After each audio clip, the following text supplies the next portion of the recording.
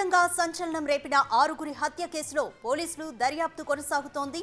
ముగ్గురు నిందితులను కస్టడీలోకి తీసుకుని విచారిస్తున్నారు. తాజాగా ప్రసాద్ భార్య రమణి మృతదేహాన్ని కూడా పోలీసులు గుర్తించారు.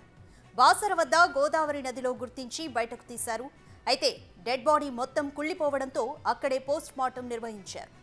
అటు కొద్ది రోజుల క్రితం మాక్లూరు మండలం మదనపల్లి శివార్లో ప్రసాద్ మృతదేహాన్ని గుర్తించారు. దీంతో ఇప్పటి వరకు హత్యకు గురైన 6 మృతదేహాలు లభ్యమైనట్లయింది. మరో 2 రోజుల పాటు నిందితులను కస్టడీలో ఉంచుకొని విచారించనున్నారు.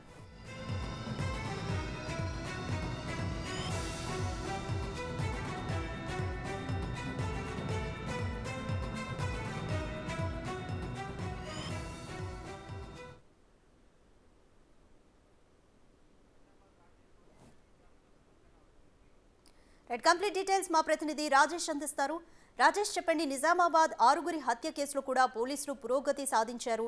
నిందితులని కస్టడీలో ఉంచుకున్నారు. నిందితుల నుంచి ఎటువంటి కీలక సమాచారాన్ని రాబట్టారు ఇప్పటి వరకు? రాష్ట్ర వ్యాప్తంగా సంచలనం రేపిన ఆరుగురు హత్య కేసులో పోలీసుల దర్యాప్తు కొనసాగుతుంది. ముగ్గురు నిందితులను కస్టడీలోకి తీసుకున్న పోలీసులు విచారణ కొనసాగిస్తున్నారు. మరోవైపు ప్రసాద్ డెడ్ బాడీని గుర్తించారు. నిజామాబాద్ పోలీసులు మాక్లూరు మండలం మదనపల్లి శివారులో ఏదైతే నిందితుడు పాతిపెట్టిన మృతదేహాన్ని బయటకు తీశారు.